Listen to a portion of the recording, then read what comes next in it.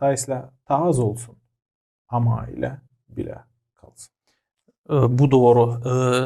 Pek çoğu başladı gitmer kazançlara azıtmaktan.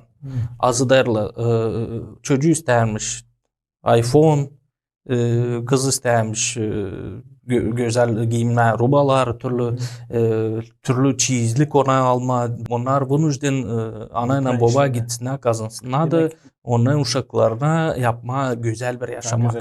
90'cı yıllarda giderdiler zeri yoktu neyime. Yani geçti bu Sonra. kriz. Sonra başladılar gitmeye. Değil zeri yok neyime. Ya var burada da işler kana. Ama daha çok güzel isteyiz. Da.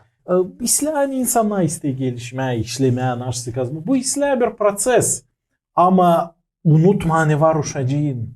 Da. Hani var te o kızın çocuğun. Hani ise Allah verdi sana o uşacağı da sen sorumluysun kim o, nasıl büyüyecek değil öğretici ya da воспитатель uşak başçısı da değil şkolda yürüyecek. Onlar kendi iş izni yapı birkaç urok yaptı da gitti ve uşağın evde kalır. Bu bir pek önemli stat bu işler için türküler yazır. Daş isterim.